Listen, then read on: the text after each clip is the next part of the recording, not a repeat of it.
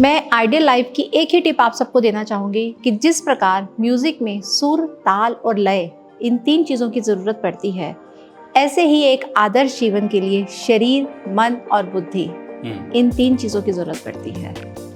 आपको ईश्वर ने जो ये शरीर दिया है, वो ईश्वर का दिया अनमोल तोहफा है, जिसका ख्याल रखना आपका सबसे बड़ा धर्म है। क्योंकि अगर आप अपने शरीर का ध्यान रखोगे तो आप समाज कल्याण में अपना योगदान दे पाओगे।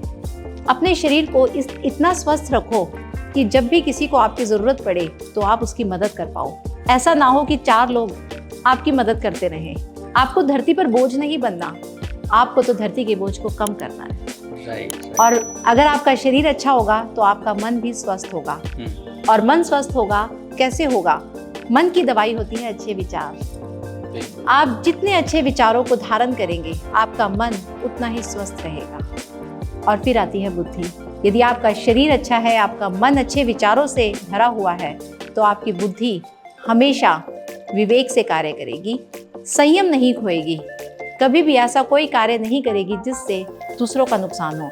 इसलिए हमेशा आदर्श जीवन जीने के लिए आपको अपने शरीर का, अपने मन का और अपने बुद्धि का विशेष ध्यान रखना है। राइट। बिल्कुल, ये बात तो आपने बिल्कुल सही बोली कि शरीर अगर हमारा सही नहीं रहेगा तो हम किसी और की मदद भी नहीं कर सकते। हम कुछ अच्छा करना चाहेंगे तो वो कर भी नहीं पाएंगे क्योंकि अपनी ही बॉडी सही नहीं है।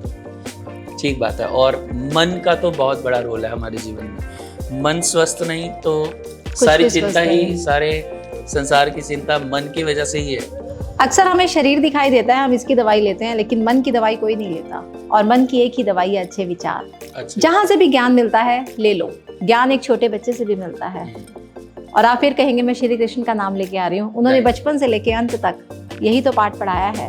वो हमें बताते हैं कि बड़ी से बड़ी परिस्थिति में भी अगर आप संयम रखेंगे तो आप बहुत अच्छे से कार्य कर पाएंगे।